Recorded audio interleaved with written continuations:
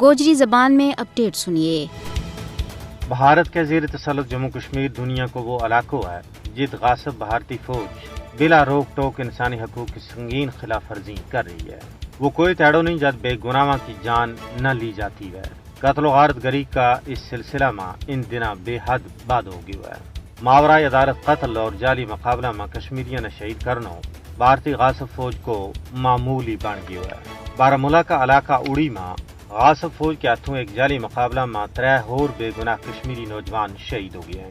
5 اگست 2019 تو ہون توڑی صفاق بھارتی فوج کے ہاتھوں 800 تو زیادہ بندہ شہید ہو گیا ہے۔ کہ اگر جنوری 1989 تو 31 اگست 2023 تک کا اعداد و شمار کو جائزہ لائے جائے تو شہادتوں کی تعداد 96,233 توڑی جا پہنچی ہے۔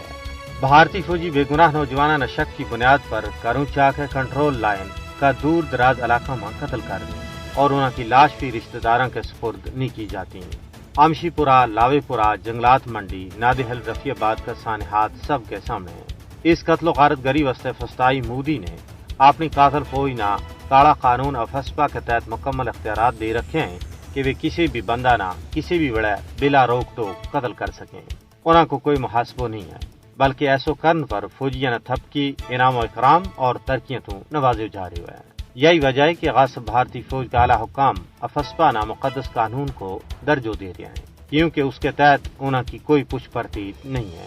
بھارتی مکار حکمران کشمیری حریت پسندانہ دوران حراست اور جعلی مقابلہ میں قتل کر کے انہوں کی جائیداد ضبط اور انہوں نے قید و بند کی صحبت دے کے خوف زدہ کرنا چاہتے ہیں تاکہ وہ اپنا مشن تو دستبردار ہو جائے۔ لیکن یہ بھارتی فسطائی حکمرانوں کی پل ہے۔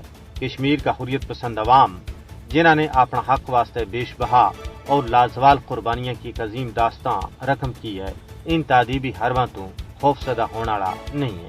وہ ہر صبح و شام اس عزم کو یادو کر رہے ہیں کہ حصول مقصد تک یہ مقدس جد و جہد جاری و ساری رہے گی۔